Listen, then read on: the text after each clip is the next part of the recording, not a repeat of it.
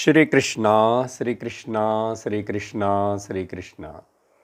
गुरुर्ब्रह्मा गुरुर्विष्णुः गुरुर्देवो महेश्वरः गुरुः साक्षात् परं ब्रह्म तस्मै श्री गुरवे नमः।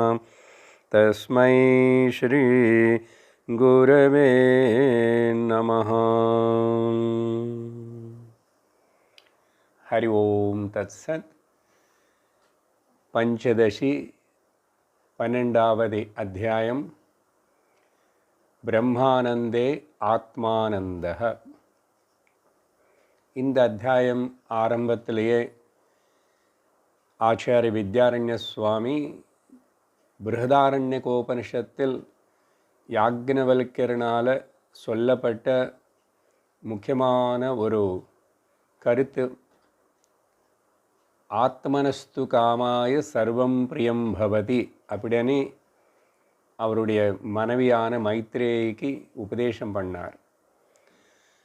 அந்த விஷயத்தை நீங்கள் விசாரணைக்கு எடுத்துக்கிட்டு பார்க்கும்போதும் இங்கே பூர்வபக்ஷி நடுவில் நிறைய கேள்விகள் கேட்குறதாகவும் அதுக்கு வித்யாரண்ய சுவாமி பதில் கொடுத்துட்ருக்கிறாரு. கடந்த சத்சங்கத்தில் பார்த்த அந்த ஸ்லோகங்களுக்குள்ள இந்த ஆத்ம மேலே தான் அவள் எல்லோருக்கும் பிரேம, அவங்கள மேலே தான் அவங்களுக்கு பிரியம் அப்படின்னு சொன்னால் அது எப்படிப்பட்ட பிரியமாக இருக்கும் அப்படின்னு ஒரு கேள்வி கேட்டார். அது இப்படி இருக்குமா, குழந்தை மேலே அப்பாவுக்கு இருக்கிற பிரேம போல், பாரியக்கு பர்த்தா மேலே இருக்கிற பிரேம போல், இல்லை ஏதாவது ஒரு வஸ்து மேலே மனுஷனுக்கு இருக்கிற பிரேம போல், இது எப்படி இருக்கும்? ஆத்மா அவன் மேல் அவனுக்கு பிரேமன்னா பிரியம் எப்படி இருக்கும்? அதனை பல கேள்வி கேட்டால் அதை அப்படி இப்படின்னு சொல்ல முடியாதது அப்படின்னாரு. அப்போது அவன் லோகத்தில் நீங்கள் அப்படி சொல்கிறீங்க, ஆனால் தற்கொலை பண்ணிக்கிறாங்களே, அவங்கள மேலே அவங்களுக்கு பிரியமே இருந்தால் அப்படி பண்ணிக்குவாங்களா அப்படின்னு கேள்வி கேட்டால் அதுக்கு ஆச்சாரியர் பதில் சொல்லி கடைசியாக இந்த ஆர்குமெண்ட்ஸ் எல்லாத்தையும் அதுக்கப்புறம் அவன் அதை பற்றியும் ஆர்கியூ பண்ணுறாரு. ஒரு அப்பாவுக்கு பிள்ளை மேலே பிரேமம் இருக்கிறதுனால தான் பிள்ளைன்னு வளர்த்தணும். பிள்ளைன்னு அதுக்கப்புறம் வேத வித்தியிலோ அக்னிஹோத்திரத்திலோ எல்லாத்தையும் ஈடுபடுத்த வச்சு அவனும் ஒரு நல்ல கிரகஸ்தனாக இருந்து கர்மகாண்டியாக இருந்து அவன் செய்கிற ஸ்ராத்த முதலான கர்மங்கள் மூலமாக எனக்கு பித்ருலோகம் ஸ்வர்கலோகம் கிடைக்கும் அப்படின்னு புத்திரன் மேல் ஆதாரப்பட்டு இருக்கிறதுனால அங்கே புத்திரன் மேலே தான் பிரியம் தவிர இந்த அப்பாவாக இருக்கிற அந்த ஆத்மா மேலே இல்லை. அதனால அது செகண்டரி அப்படின்னா. ஸோ இந்த பிரைமரி செகண்டரி முக்கிய ஆத்மா இது செகண்டரி ஆத்மா அப்படின்னு பேசிட்டு பல விஷயங்களை சொல்லிட்டு வந்ததுக்கப்புறம் ஆச்சாரியர் அதெல்லாம் கேட்டு இந்த 39வது ஸ்லோகம் கடந்த சத்சங்கத்தில் நம்ம இந்த ஸ்லோகம் வரைக்கும் பார்த்தோம். அதை நான் படிக்கிற ஒரு வாட்டி. பாடமே தாவதா நாத்மா சேஷோ பவதி கஸ்யசித் கௌணமித்யா முக்கியபேதைः ஆத்மானம் பவதி த்ரிதாம். சரி சரி, நல்லது நல்லது, நீங்கள் இவ்வளோ விஷயங்கள் பேசுகிறீங்க, இருக்கட்டும் அதெல்லாமே. ஆனால் இது எல்லாமே கூட நீ அந்த பையனு தான் பிரின்சிபல் செல்ஃப் பிரைமரி அப்படி என்ன சொன்னேன். ஆனால் அசல் ஆத்மானி பேசும்போது சாஸ்திரத்தில் மூணு ஆத்மாக்களை பற்றி பேசுகிறதே. ஒன்று கவுணாத்மா, ரெண்டாவது மித்யாத்மா, மூணாவது முக்கிய ஆத்மா. இப்போது இது நீ சரியாக புரிஞ்சுக்கலைன்னா அது அந்தந்த கான்டெக்ஸ்டில் அந்தந்த விவகாரம் செய்யும் போதும் அந்தந்த சூழ்நிலையில் அந்தந்த மனுஷனுக்கு இது மாறிட்டே இருக்கும். பூர்ண ஆத்மா ஸ்வரூப ஜானம் இல்லாத வரைக்கும் இந்த கவுணாத்மா மித்யாத்மா முக்கியாத்மா இதில் அந்த ஷிஃப்ட் வந்துகிட்டே இருக்கும். அதனால் நீ எங்கே என்ன அப்ளை பண்ணணும், எது எப்படி புரிஞ்சுக்கணும்னு நீ தெரிஞ்சுக்கணும்னு 3 ஆத்மா பற்றி சாஸ்திரம் பேசுறது அப்படின்னு சொல்லி, அதுக்கப்புறம் 40வது ஸ்லோகம் கூட நம்ம படித்தோம். அங்கே உதாரணம் கொடுத்துட்டு தேவதத்தஸ்து சிம்ஹோயம் இத்யைக்யம் கௌணமேதயோः பேதஸ்ய பாசமானத்வாத் புத்ராதேராத்மதா ததா. முதல் இப்போ வந்து கவுணாத்மா அண்ணா என்ன అనేది சொல்ல விரும்பி உதாரணம் கொடுத்துட்டு சொல்கிறார். இந்த கவுணாத்மா అనేది ஒரு மனுஷன் வந்து அவனுக்கு ஏதோ பேர் இருக்கு, தேவதத்தனோ விஷ்ணு தத்தனோ ஏதோ பேர் இருக்கு. அந்த விஷ்ணு தத்தம் சிங்கம் போல், சிங்கம் போல்னு கூட இல்லை, சிங்கம் அப்படின்னு சொன்னார். இது வந்து அந்த சிங்கமனே ஒரு வார்த்தை சேர்த்ததுனால இவன் சிங்கம் ஆகலை. ஏதோ சில தைரியம் சக்தி ஏதோ இவனுக்கிட்ட இருக்கிறதுனால அவன் சிங்கம் போலன்னு சொன்ன சிங்கமா இல்லை. அப்போ அந்த சிங்கமனே வார்த்தை இங்கே சொல்கிறது பேதம் இல்லை, ரெண்டு ஒன்று தான் சொல்கிறதுக்கா? இல்லையே, பேதமாக தான் இருக்கு. அதனால் அந்த பேதம் தெளிவாக அதிமிருகம் இவன் மனுஷன் இப்படி இருக்கும்போதும் இது இப்படி சொல்கிறது இது இருக்க சூப்பர் இம்போஸ் பண்ணுறது ஒருத்தர் மேலே ஒன்று. அப்போ அந்த இடத்துல ஒன்றும் நீ சிங்கம் முக்கியத்துவம் கொடுக்கறது இல்லையே, ஒரு எக்ஜெக்டிவாக தான் ஏதோ அதில் வந்து எடுத்துக்கலாம். தவிர இது இப்படி இருக்கும்போதும் இதே போல தான் நீங்கள் சொன்ன புத்திர பாரிய முதலான எக்ஸாம்பிள்ஸ் எல்லாம் சொல்லி கோட் பண்ணியே அதெல்லாம் கூட அதே போல தான் இந்த ஆத்மா மேலே அதை சூப்பர் இம்போஸ் பண்ணி சொன்னதுனால நீ வந்து அதை எந்த அளவுக்கு எடுத்துக்கணும்னு தெரியணும் அப்படின்னு சொல்லி 40வது ஸ்லோகத்தில் முடிச்சிட்டாரு. இப்போது புதுசாக நம்ம 41வது ஸ்லோகத்திலேருந்து பார்க்கும்போது பேதோஸ்தி பஞ்சகோஷேஷு சாட்சிணோ நது பாத்யசௌ மித்யாத்மதாத கோஷானாம் ஸ்தானோச்சோராத்மா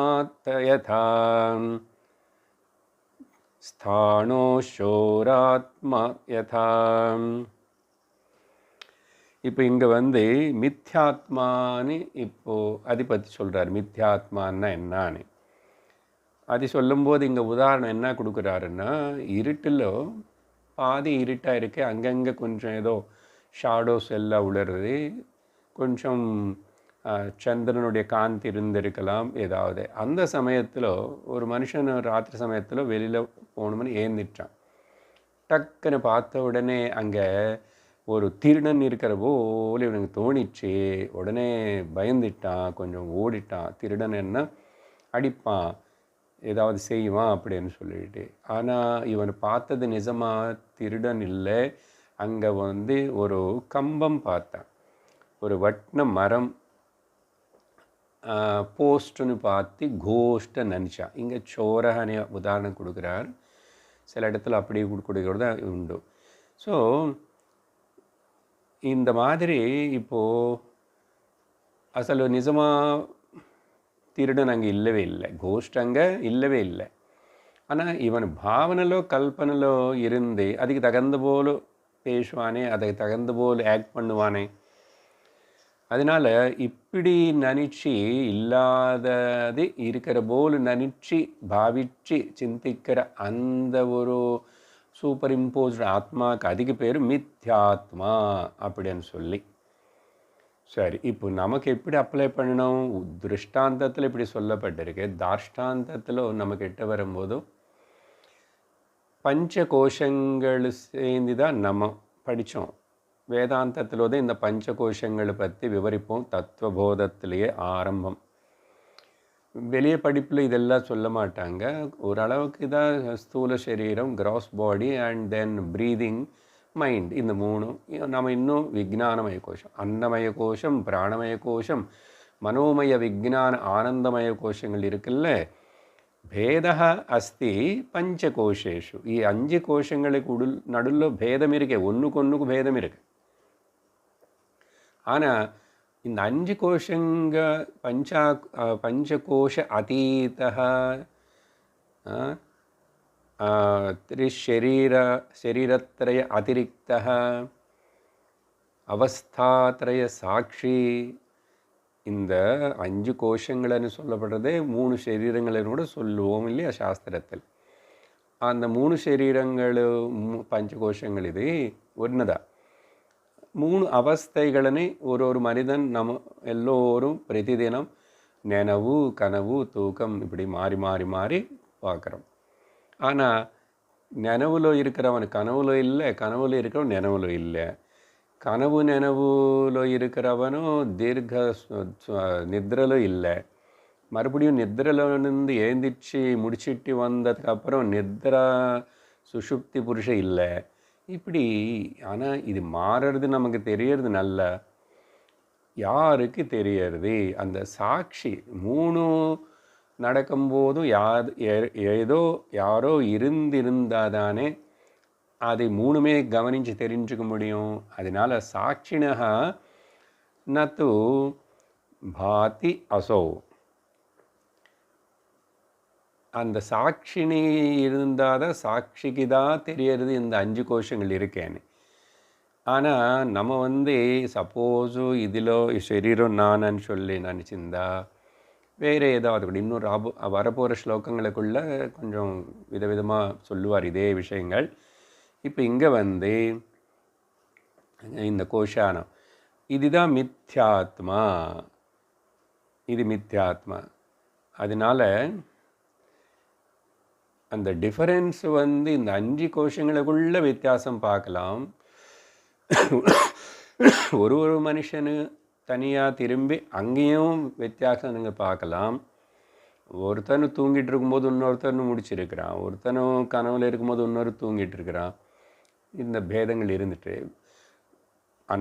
மய கோஷம் பார்க்கும்போது எல்லாருக்குள்ள நிறைய வித்தியாசங்கள் இருக்குது. ஆனால் சாட்சியான முக்கிய ஆத்மாவில் அது இல்லை இல்லையா? ஸோ இது மித்யாத்மா. இந்த மாதிரி சூப்பர் இம்போஸ் பண்ணுறதே அப்படின்னு சொல்லிட்டு அதுக்கப்புறம் அடுத்ததாக முக்கியாத்மான்னு என்னப்போ அதுக்கு அர்த்தம் சொல்கிறேன்னு 42வது ஸ்லோகத்தில் சொல்கிறார். நம்ம ரொம்ப டீட்டெயிலாக ரொம்ப நேரம் பேசலை. ஏன்னா நிறைய வேதாந்த கிரந்தங்களை நம்ம படித்து உபனிஷத்துகள் முடித்ததுனால இங்கே டாபிக் எப்படி பில்டப் ஆகி எது சொல்கிறதுக்காக எப்படியெல்லாம் அழகான உதாரணங்கள் கொடுத்துட்டு நடுவில் கேள்விகள் கேட்டு அதுக்கு பதில் சொல்லி நமக்கு ஆச்சாரியர் ஒரு தனிப்பட்ட விதத்தில் நமக்கு சத்தியத்தின் புரிய வைக்கிறதுக்காக இந்த விசாரணை விஸ்லேஷனம் எல்லாமே 42ல் பார்த்தா ந பாதி பேதோ நாப்யஸ்தி சாட்சிணோ சாட்சிணோ பிரதியோகினः சர்வாந்தரத்வாத் சேவ முக்கியமாத்மத்வமிஷ்யதே. அப்போ முக்கியாத்மானு எதுன்னு சொல்லுவாங்க? கவுனாத்மான்னா வெளியிலோ ரெண்டாவது இன்னொரு மனுஷனோ இன்னொரு வஸ்துனோ இன்னொரு பொருள்னோ அது மேலே சூப்பர் இம்போஸ் பண்ணிக்கிட்டு அது முக்கியத்துவம் கொடுத்து சொல்கிறது. ரெண்டாவது மித்யாத்மான்னு சொல்லும்போது எனக்கு மேலேயே உள்ளேயே இந்த பஞ்சகோஷங்களில் ஏதாவது நான் சொல்லிவிட்டேன், உடம்பு நான் சொன்னால் அது மித்யாத்மா. இப்போ முக்கியாத்மா தான் நமக்கு முக்கியம். அதுதான் என்னன்னு கிளைம் பண்ணும். நான் முக்கியாத்மாவா இல்லை கவுனாத்மாவா மித்யாத்மாவா? மித்யாத்மா கவுனாத்மா விவகாரம்లో அப்பப்போ அது தோணும். அந்த மாதிரி நம்ம அதுக்காக ஏதோ வேலை செய்ய போர் இருக்கணும். ஆனால் சாட்சியான முக்கியாத்மான நானும் என்ன தெரிஞ்சுக்கிட்டு மறக்காமல் இருந்து விவகாரம் பண்ணணும். அப்போ இங்கே என்ன சொல்கிறாரு? அப்பிரதியோகினா அப்படின்னா இன்னொன்று எதுவுமே இதுக்கு எகனிஸ்ட் கிடையாது. அப்படின்னா அர்த்தம் ஆக்சுவலாக 1 வித்தவுட் செகண்ட், ரெண்டாவது అనేది இல்லாமல் இருக்கிற பிரதியோகின்னா இது டெக்னிக்கல் தர்க்க வார்த்தை. இன்னொரு எதிராளி இல்லை, செகண்ட் எதிர்கட்சி అనేది அப்படி கிடையாது, எதுவுமே கிடையாது. அதனால அப்படி ரெண்டாவது இல்லாமல் இருக்கிற ஒன்றாவாக இருக்கிற இந்த சாட்சினா எல்லாத்துக்கும் சாட்சி, எல்லாத்துக்கு அதிஷ்டானம் ஆதாரபூதம். பேத ந பாதி. இதில் ஏதாவது பேதம் இருக்கா? நேற்றுக்கு என் மனசு எப்படி இருக்கேன்னு எனக்கு தெரிஞ்சது, இன்னைக்கு இப்போ மனசு எப்படி இருக்கேன்னு எனக்கு தெரியுது. இந்த தெரிஞ்சுக்கிற நானும் சாட்சி தானே. இல்லைன்னு நானே மனசாக இருந்திருந்தா எப்படி யார் சொல்லுவான் என் மனசு இப்போ சரியில்லை சாமி, நேற்றுக்கு ரொம்பவே கஷ்டப்பட்டுச்சு, இன்றைக்கி பரவாயில்ல, அப்புறம் நேற்றுக்கு உடம்புக்கு கொஞ்சம் முடியல, இன்றைக்கி கொஞ்சம் பரவாயில்ல, டாக்டர்கிட்ட போய் மருந்து வாங்கிட்டு சாப்பிட்டேன் அப்படின்னு சொல்கிறானே, யாருக்கு தெரியறது இதெல்லாம்? அதேபோல் பிராணமய கோஷம் விஷயம்లో எனக்கு புத்திக்கு இப்போ அவ்வளோ சரியாக வேலை பண்ண மாட்டேங்குது, எனக்கு கேட்டது ஞாபகம் இருக்க மாட்டேங்குது, இப்படியெல்லாம் இருக்குல்ல. யாருக்கு தெரியறது? அது எல்லாமே இருக்கேன்னு தெரியறது, இல்லைன்னு தெரியறதுனால நம்ம சாட்சி, விட்னஸ், கான்ஷியஸ்னஸ். அப்போது இந்த சாட்சியில் பேதம் நபாதி, பேதம் தெரியல, இதில் பேதம் காணும்.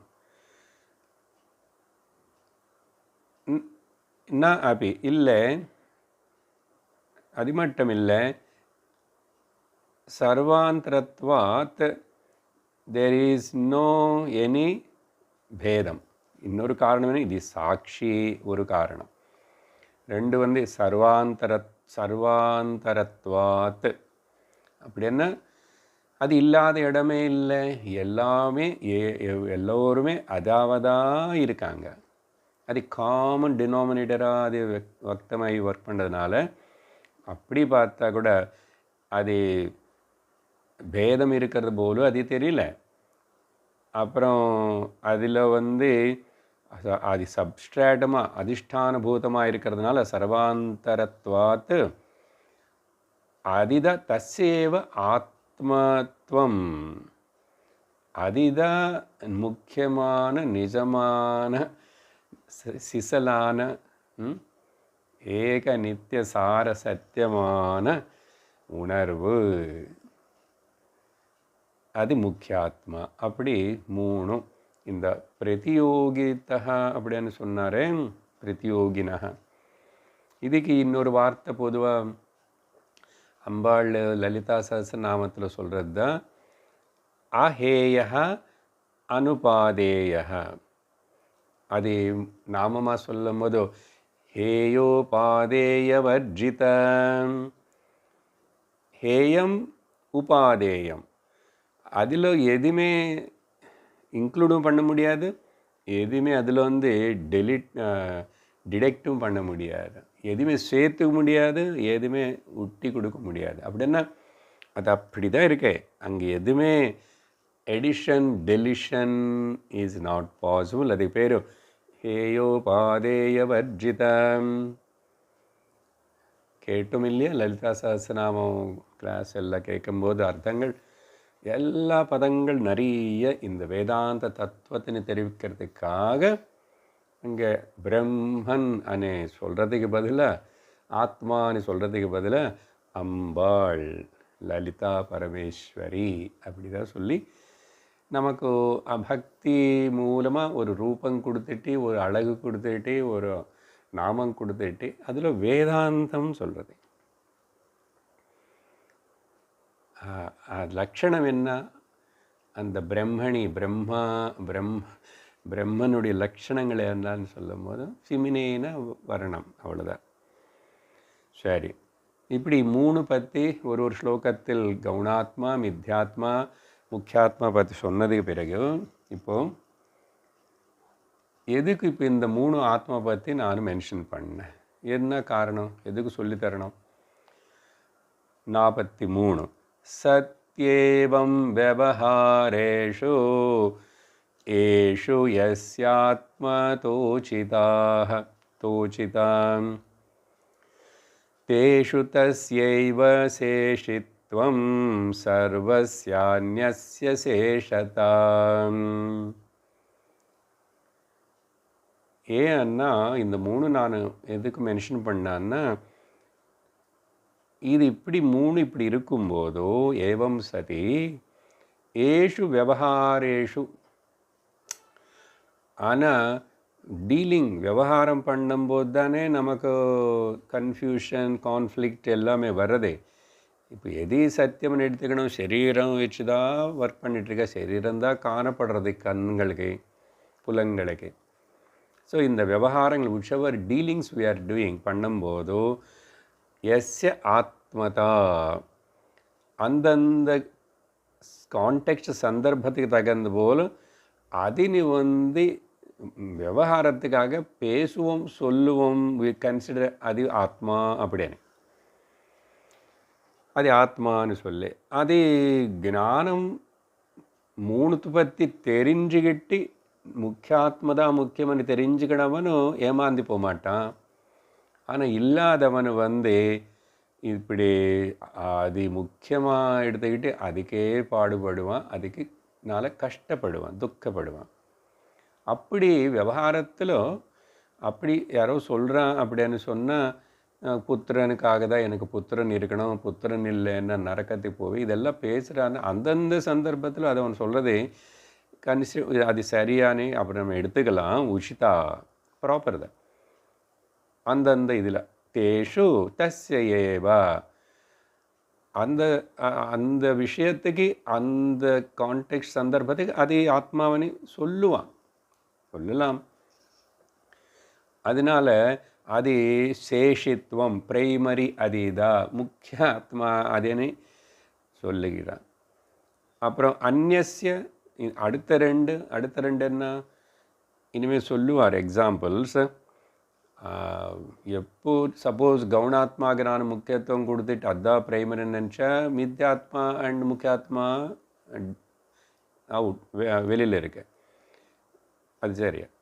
அப்போது அந்நிய சர்வஸ்ய சேஷதா, அடுத்த ரெண்டு சப்போர்ட் பண்ணுறது ஏருக்கு இந்த சேஷித்துவம். பிரைமரி ஆத்மான்னு சொல்கிற முக்கியாத்மான்னா இப்போ நம்ம சொன்ன மீனிங் எடுத்துக்கூடாது. சப்போஸ் ஒருத்தனுக்கு இப்போது எனக்கு கவுனாத்மா தான் முக்கியாத்மா தான் தோணுறதுன்னா மிச்சம் ரெண்டும் இதுன்னு சப்போர்ட் பண்ணுறது. இல்லை மித்யாத்மா தான் எனக்கு முக்கிய ஆத்மாவாக தெரிஞ்சிச்சுன்னா கவுனாத்மான்னு முக்கியாத்மா கவுன், முக்கியாத்மா தான் முக்கியமானு சொல்லி தெரிஞ்சுக்கினவனுக்கு அடுத்த ரெண்டு சப்போர்ட்டிவ்காக எடுத்துக்கணும். அதுக்காக தான் அது புரியறதுக்கு தான் நான் இந்த மூணு வகையான ஆத்மா பற்றி சொன்னேன். இது இந்த ஐடியான்னு இன்னும் மேலும் உதாரணங்கள் கொடுத்துட்டு நமக்கு விவரணம் கொடுக்கிறார். அடுத்ததாக 44வது ஸ்லோகம். முமூர்ஷோர்கிருஹரக்ஷாதோ கௌணாத்மைவோபயுஜ்யதே ந முக்கியாத்மா ந மித்யாத்மா புத்திரசேஷி பவத்யதஹ. மூணுத்தையும் தனித்தனியாக விவரிச்சாச்சு. இப்போ திரும்பி நான் உனக்கு அந்த கவுனாத்மானா நான் ரெண்டு உதாரணம் கொடுத்துட்டு சொல்கிறேன். அங்கே ஆல்ரெடி ஒரு உதாரணம் கொடுத்தாரு, தேவதத்தா சிங்கம் அப்படின்னு. இப்போது இன்னும் கொஞ்சம் மறுபடியும் புரியறதுக்கு உதாரணங்கள் ரொம்ப முக்கியம்னால வேதாந்த போதனை செய்யும்போதும் என்ன சொல்கிறாருன்னா, சாக போகிற மரணிக்க போகிற ஒருத்தன், இறந்து போகிற ஒரு மனுஷனுக்கு அவனுக்கு முக்கியாத்மா என்னன்னு தெரியல.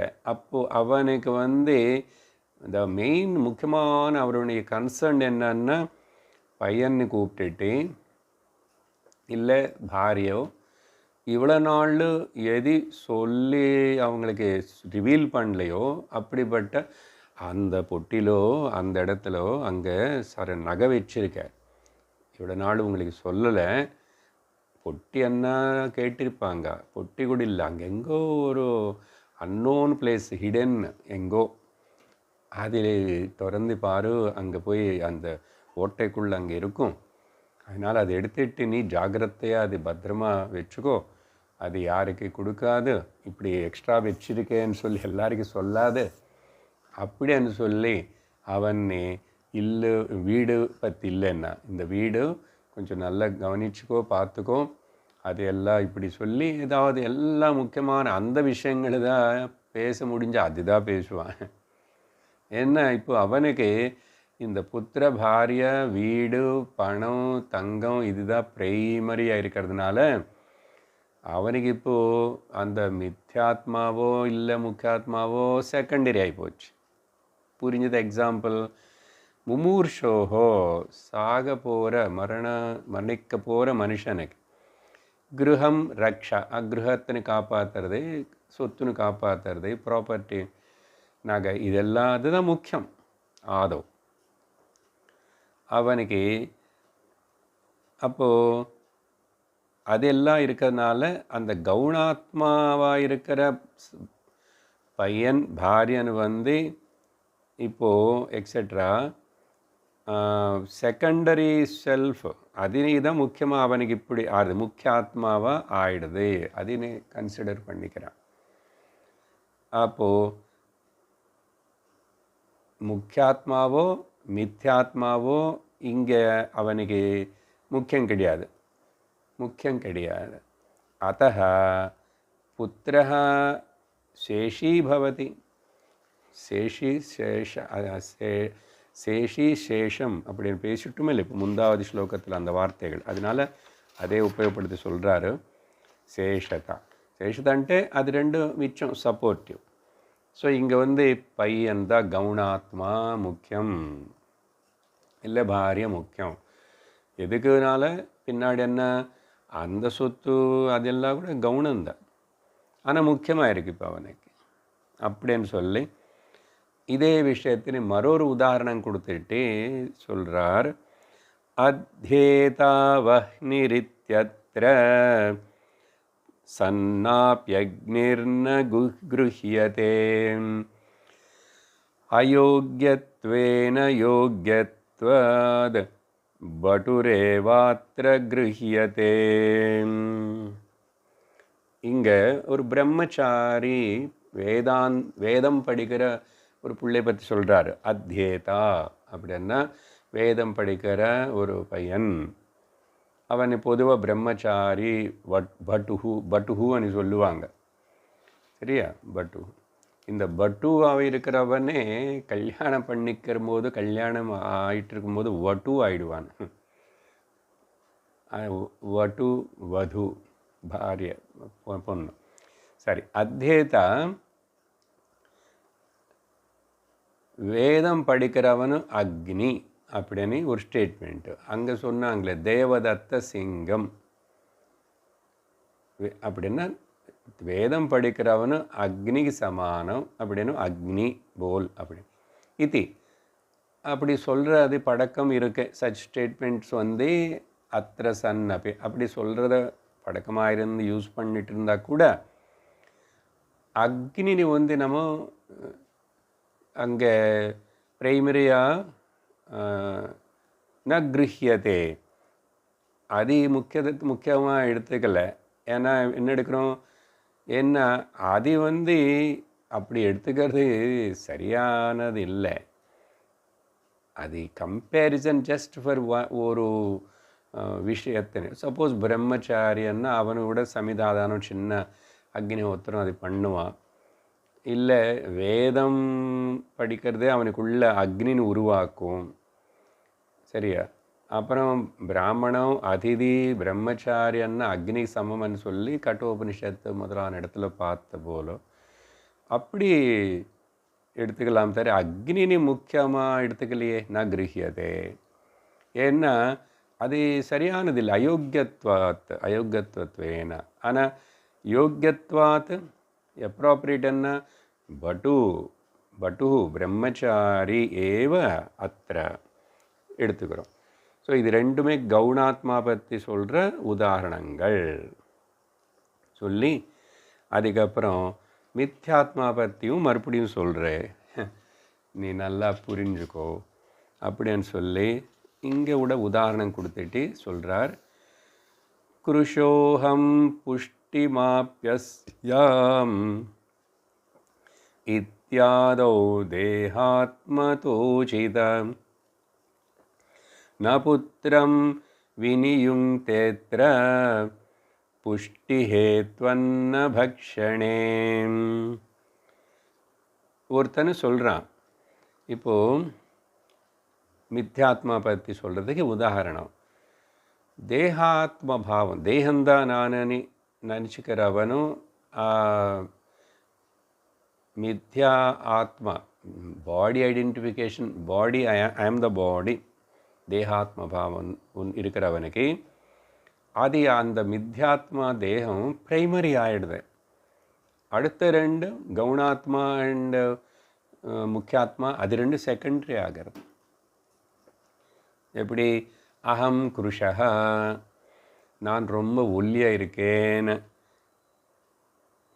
அப்புறம் புஷ்டிம் ஆப்ஸ்யாமி, நான் நல்லா கொஞ்சம் சாப்பிட்டுட்டு புஷ்டியை கொஞ்சம் ஸ்ட்ராங்காக வெயிட் போடணும் அப்படின்னு சொல்லி, இத்தியாதோ முதலானது, நான் கொஞ்சம் வெயிட் குறைச்சிக்கணும், நான் கொஞ்சம் வெயிட் போடணும், நான் ரொம்ப எழிச்சு போயிட்டுருக்கேன், இதுன்னு தேகாத்மதா அப்படின்னு சொல்லுவாங்க. இது அவனு சொல்லும்போது அவனுக்கு முக்கியம் அதிகமாக தோணுறதுனால, அவனுக்கு முக்கியாத்மா தெரியாதனால அது சபபாவாக இருக்குது. அப்படின்னா ஓகே, இட் இஸ் உச்சிதமாகவே இருக்கு சொல்லுவான். ஏன்னா புஷ்டி, எதுக்கு புஷ்டி வேணும்? சரீரத்துக்கு வேணும். புஷ்டி ஹேது சரீரத்துடைய ஆரோக்கியத்துக்காக, சரீரத்துடைய வெயிட் போடுறதுக்காக.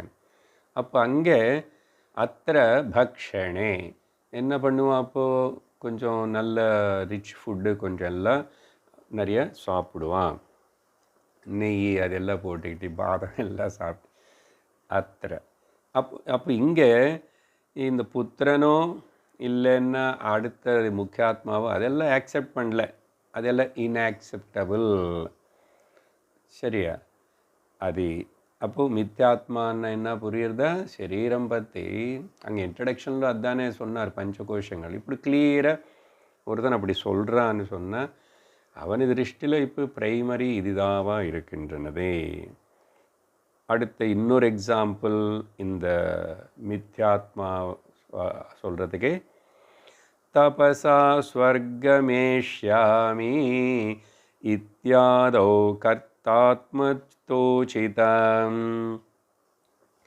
அனபேக்ஷ வபுர்போக்யம் சரேத் கிருச்ராதிகம் ததஹ.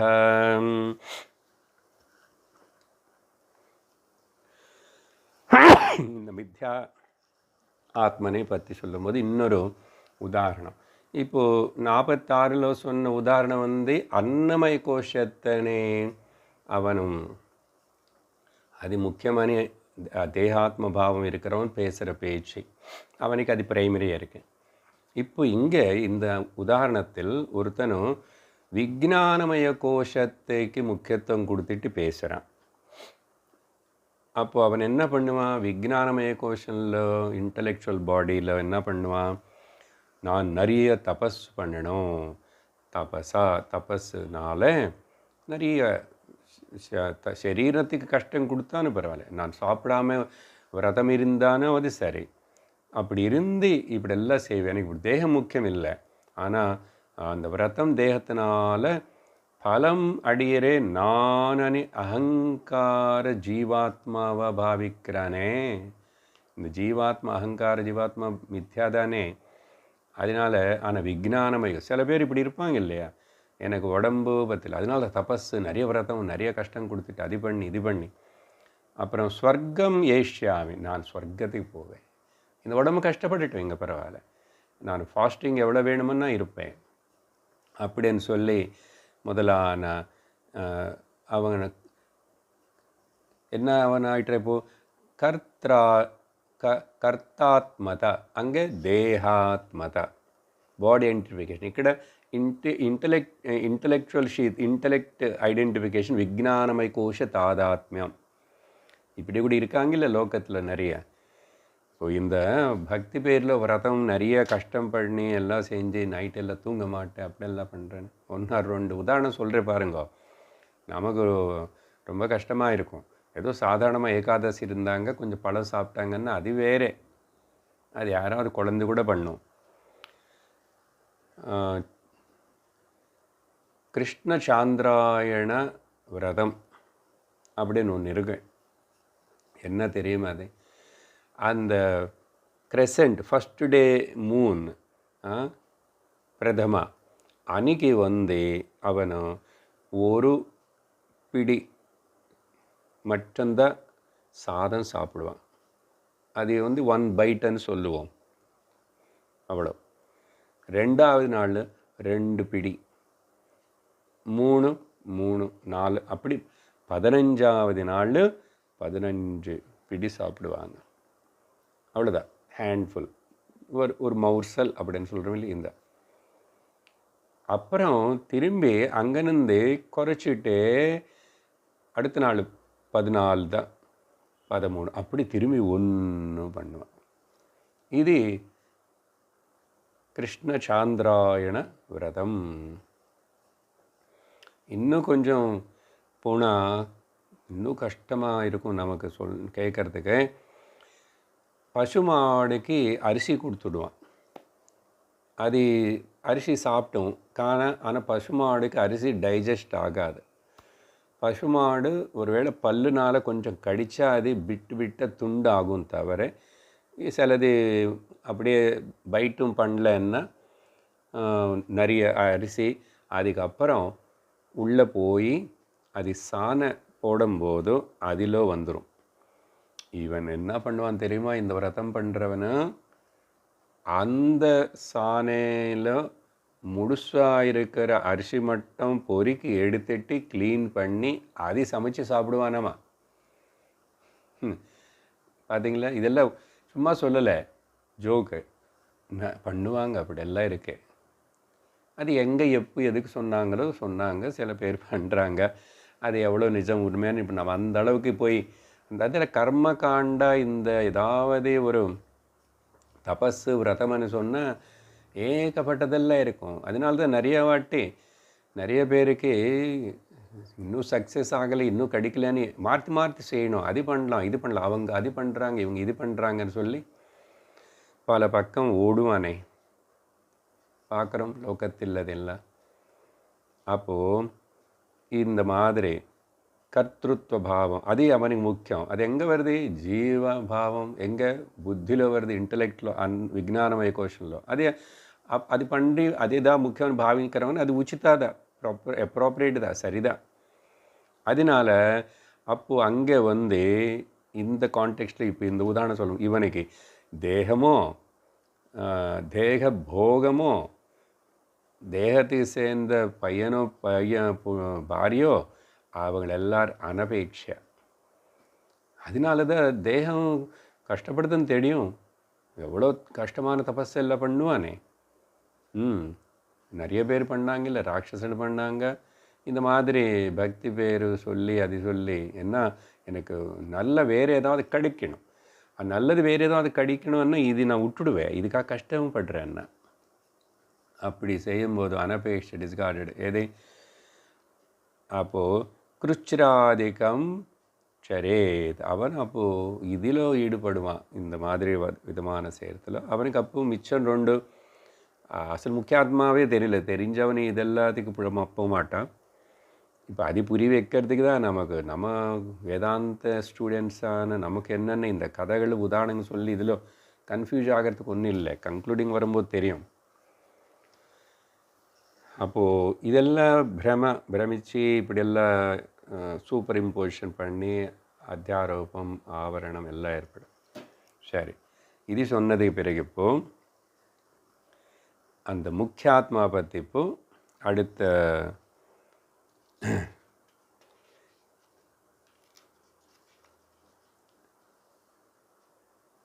என்ன అనేది சொல்கிறாரு. அடுத்தது 48வது ஸ்லோகம். இங்கே மோக்ஷேஹமித்யத்ர யுக்தம் சிதாத்மத்வம் ததா புமானம் தத்வேத்தி குருசாஸ்திராபியாம் நது கிஞ்சித் சிகீர்ஷதி.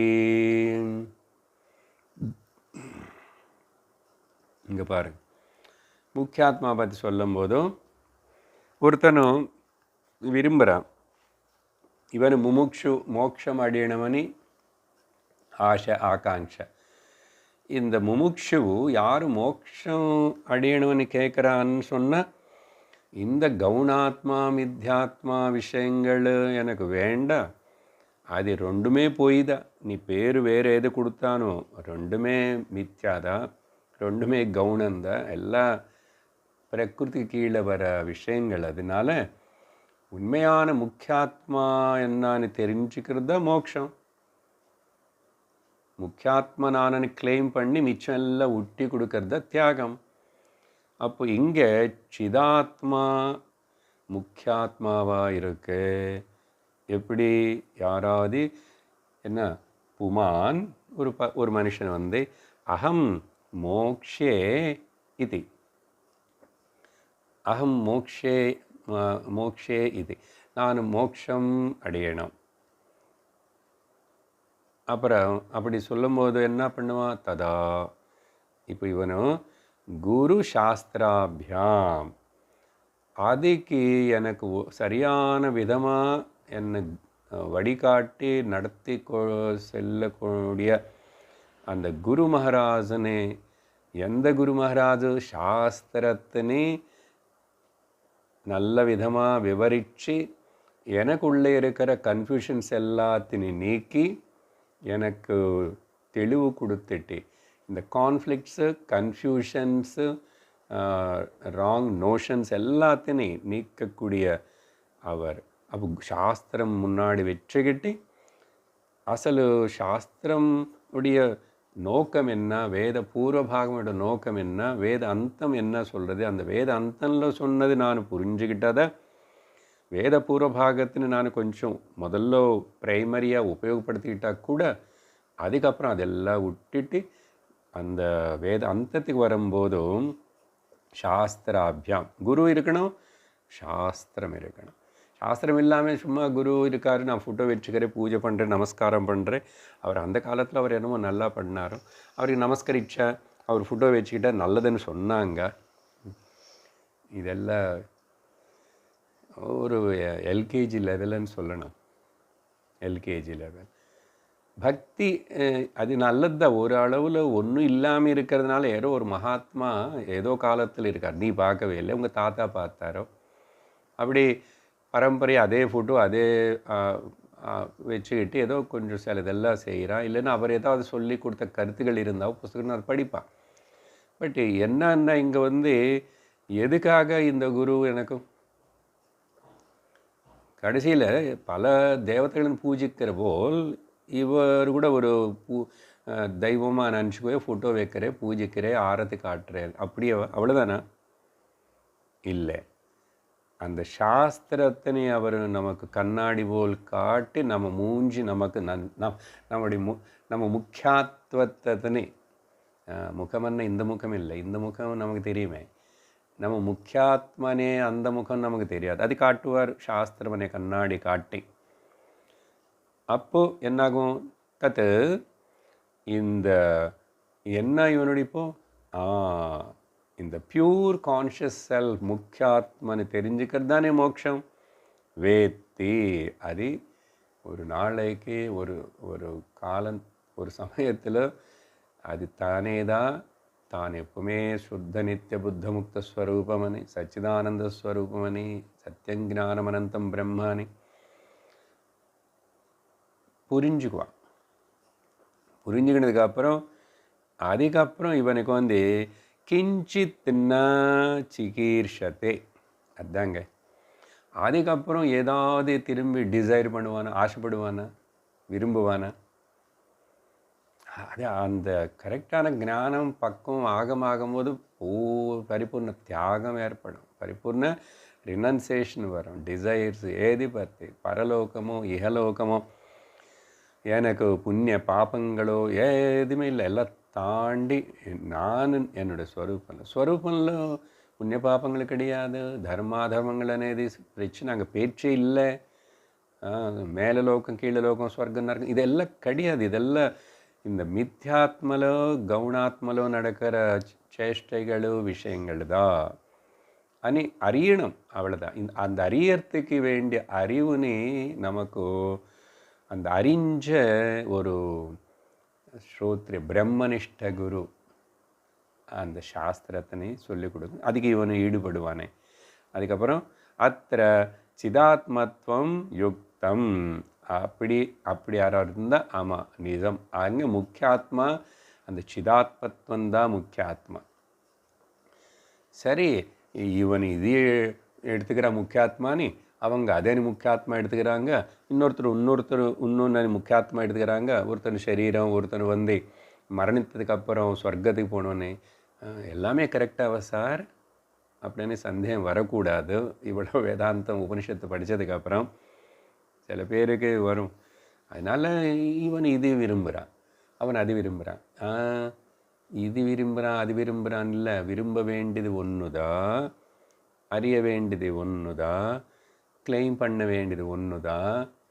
அதுக்கப்புறம் அப்போ அது இருக்கா இல்லை, அது மித்யான்னு சொல்லியாச்சு. கவுனமன்னாவே கூட சூடுவனி தான் அர்த்தம்.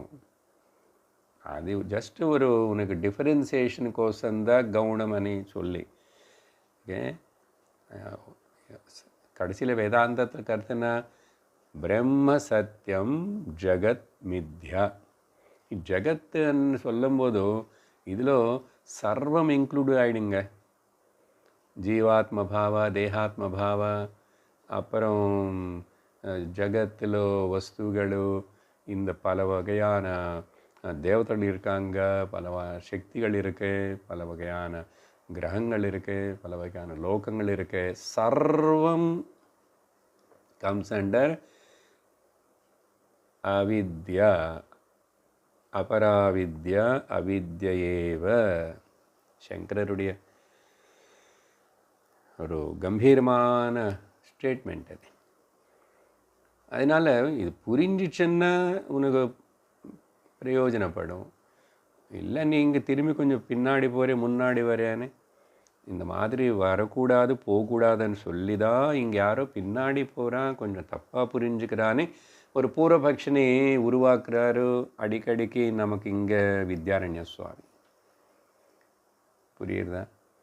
அதனால் பஞ்சதசி అనేది வந்து ரொம்ப ஒரு பிரம்மசூத்திரங்கள் படித்தது போல தான் இது.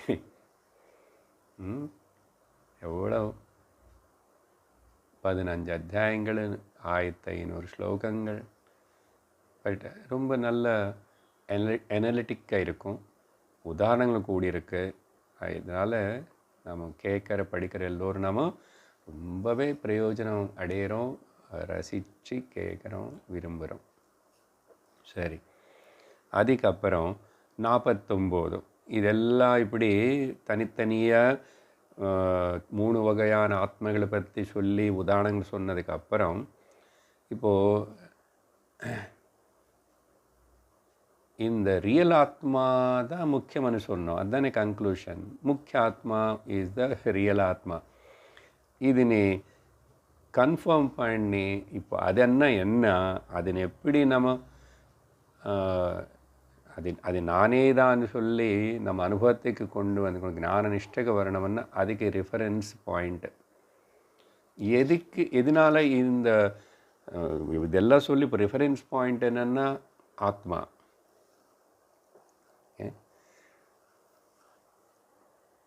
அது எதனால் எப்படி எதுக்கு பாருங்க. 49 விப்ரக்ஷத்ராதயோ யத்வத்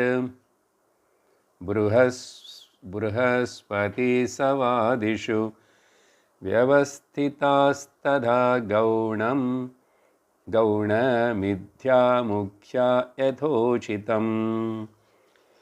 ஸோ இப்போ இந்த தாட் வந்து இவ்வளோ நேரம் பேசுனதுக்கு கன்க்ளூட் ஆகிறது. எதனால் இப்போது அந்தந்த இடத்துல அது முக்கியாத்மான்னு சொன்னேன். எதுக்குன்னா அது அதே தான் இவ்வளோ நேரம் பேசுனதில் கன்க்ளூஷன் இது. It's not about the real சிதாத்மா சுத்த முக்தாத்மா. அந்தந்த இடத்துல இப்போ சொன்ன உதாரணங்கள் ஸ்லோகங்கள் எல்லாத்துக்கும் கூட அதுதான் பிரைமரி அவனுக்குன்னு சொன்னோம் இல்லையா. இது நீ கன்க்ளூட் பண்ணுறதுக்காக இப்போ மறுபடியும் விவரிக்கிறார். என்னன்னா, எப்படி லோகத்தில் இப்போது பிராமணன் வந்து ப்ருஹஸ்பதி சவம் அப்படின்னு அவன் அந்த யஜ்ஞம் மட்டும்தான் பிராமணன் மட்டும்தான் அது பண்ண முடியும். அதேபோல் க்ஷத்திரியர்கள்னு சொன்னால் அவன் வந்து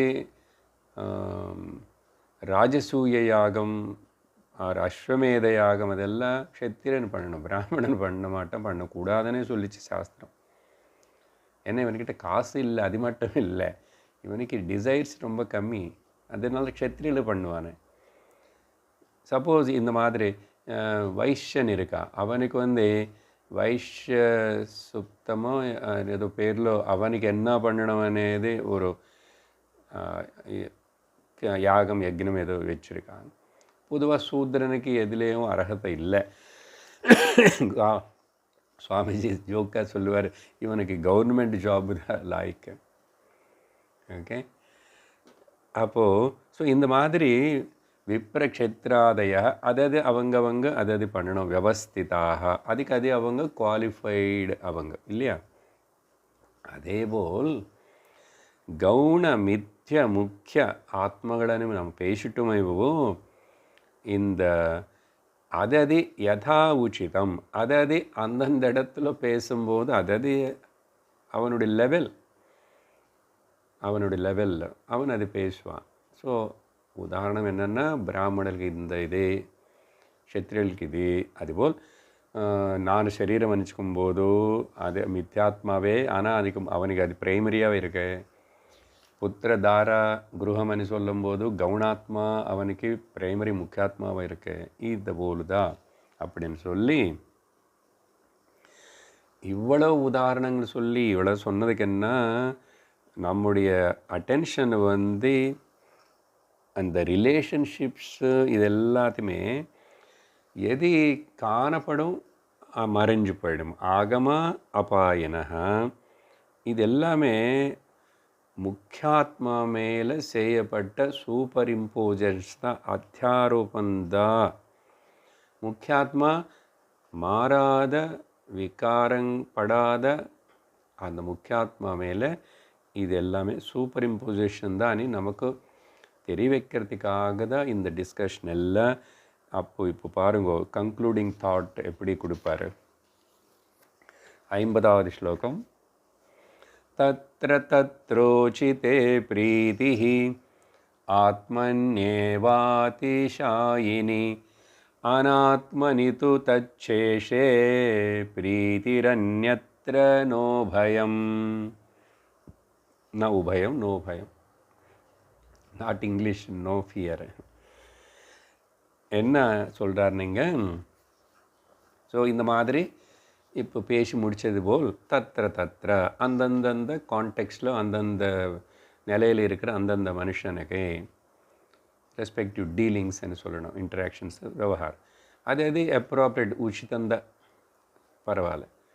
இது இந்த ஆத்மனை பற்றி சொல்கிற விஷயங்களுக்குள்ள ஏவா. அப்போது அதெல்லாம் அவனுக்கு அது பிரீத்தி ஆயிருக்கு. ஆனால் அதிஷாயினி ஆனால் எக்ஸ்ட்ரீம் லவ், இப்போது 2 3 4 வார்த்தைகள் புதுசு இல்லை கொண்டு வராரு, கேட்டது தான். பிரியம், அதிப்பிரியம், பிரியம், அதிப்பிரியம். அது மாதிரி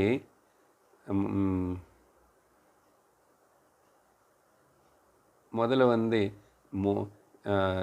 மோத பிரமோத அன்னு சொல்கிறோமே, அந்த மாதிரி இங்கே அதிஷாயினி அப்படின்னா எக்ஸ்ட்ரீம், அத்தியந்த பிரியம். அது ஒன்றுதான் அத்தியந்த பிரியம் அல்டிமேட்லி புரிஞ்சுக்கிட்டு தெரிஞ்சுக்கிட்டா அது முக்கியாத்மா மேலே தான் அத்தியந்த பிரியம், அதி பிரியம். மிச்சம் அடுத்த ஏதாவது சொல்லணும், எந்த உதாரணம் கொடு, ஏதாவது சொல்லணும், ஏதாவது பேசு. Relations or possessions or different worlds or anything எல்லாம் செகண்டரி. அதெல்லாம் கூட அனாத்மனி தத் சேஷே அனாத்மனி. இப்போ தானே சொன்னோம், அபராவித்யா அவித்யா, அபராவித்யா அனாத்ம வித்யா, அதனால அது அவித்யா. அவித்யா.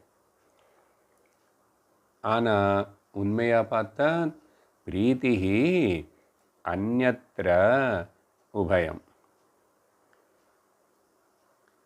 அடுத்த விஷயங்கள் மேலே, பொசேஷன்ஸ் ரிலேஷன்ஸ் மேலே இருக்கிற பிரியம் இருக்குன்னு சொன்னால் அது சும்மா பிரியம். It's a love, it's just love சொல்லுவான். ஆனால் இன் அதர் திங்ஸ் உபயம் ந. உபயம் ந. எந்த உபயம்?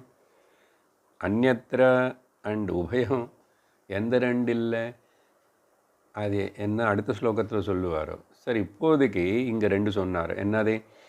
பிரியம் அத்தியந்த பிரியம். அத்தியந்த பிரியம் అనేది శాశ్వతం, అది ఆత్మ. மிச்சம் எல்லாம் செகண்டரி, அது சூப்பர் இம்போஸ்டு, அது அனித்யம்.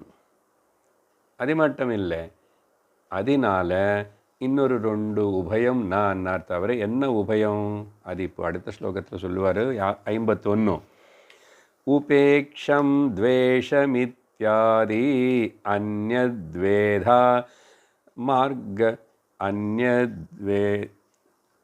உபேக்ஷம் துவேஷமித்யான்யத் த்வேதா மார்கத்ருணாதிகம். உபேக்ஷம் வியாக்ரசர்பாதி துவேஷமேவம் சதுர்விதம். பார்த்தீங்களா? அங்கே ரெண்டுன்னாரு உபயம், இங்கே சதுர்விதம் 4ன்றாரு.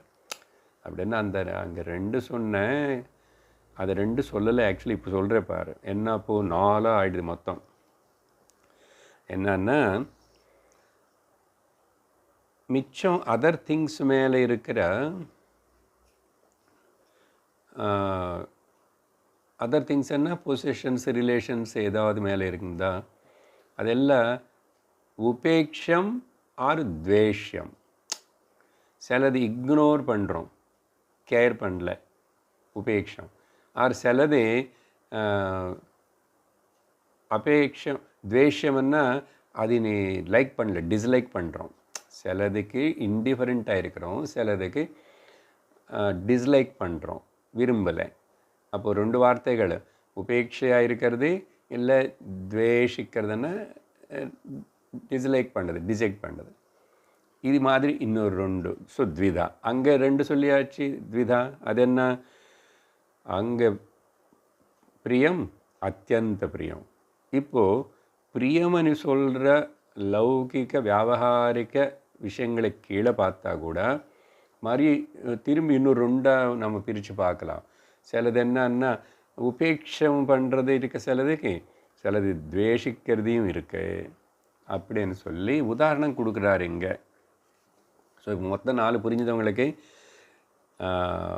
Extreme love and love, then indifferent and disliking, 4 வகையாக இருக்குது இப்படி அப்படின்னு சொல்லி இந்த ஸ்லோகத்தில் என்ன உதாரணம் கொடுத்தாரு பாருங்க.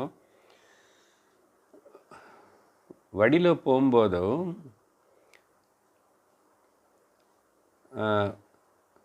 என்ன பண்ணுறோம்?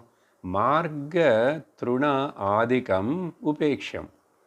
இப்போது ரோட்டில் நடந்து போயிட்டுருக்கும்போது ரோட் சைடில் அங்கே நிறைய கிராஸு புல் எல்லாம் இருக்கும். எல்லாத்தையும் நம்ம பார்க்குறோமா, அதை பற்றி விசாரணை பண்ணுறோமா, கண்டிக்கிறோமா? எதுவுமே கண்டிக்கிறது இல்லை. So many things we are indifferent. Road மேலே போகும்போது ஏதோ அந்த எல்லாம் பார்க்கல, எல்லாம் விரும்பலை, எல்லாத்து மேலே நமக்கு அட்ராக்ஷன் வரல, ஒன்றும் ஆகலை. ஜஸ்ட்டு அப்படியே தே ஆல் அதுக்கு நம்ம இன்டிஃபரெண்ட்டாக இருக்கணும், உபேட்சை பண்ணுறோம். ஆனால் சப்போஸ் நீங்கள் அப்படி போகும்போது தூரம் ஒரு பாம்பு பார்த்துன்னு வச்சுக்கோங்க. இங்கே வந்து சிங்கம் எக்ஸாம்பிள் கூடாது, வியாக்ரம். Okay, வியாக்ரம்னா tiger. டைகர்னு பார்த்தா இல்லை பாம்புன்னு பார்த்தா ஸ்னேக் எக்ஸெட்ரா இதெல்லாம் ஏதாவது அப்போ உடனே துவேஷிக்கிறவன்னா அது நமக்கு கண்ணுக்கு பட்டுச்சு பார்த்தோம், அதனால எனக்கு நஷ்டம் ஏற்படும், பிரமாதம் ஏற்படும், டேஞ்சர் அப்படின்னு சொல்லிட்டு அதில் இங்கேருந்து ஓடி போகணும், ஏதாவது செய்யணும்னு சொல்லிட்டு நம்ம துவேஷிக்கிறோம் இல்லையா? அது இன்டிஃபரெண்ட்டாக இருக்கக்கூடாது. ஓகே, டைகரை வந்தால் வரட்டும் பரவாயில்ல அப்படின்னு சொல்லுவியா? அது பை சொல்லுவியா? இல்லை பாம்பு இருந்தால் அதை அப்படியே பார்த்துட்டு அது பக்கத்தில் நின்றுட்டு இன்னும் கூட வேணுமென்னு அதுக்கு வால் மேலே கால் வச்சு பாரு, தொட்டி பாரு, உடனே அப்படி திரும்பி குத்தும்.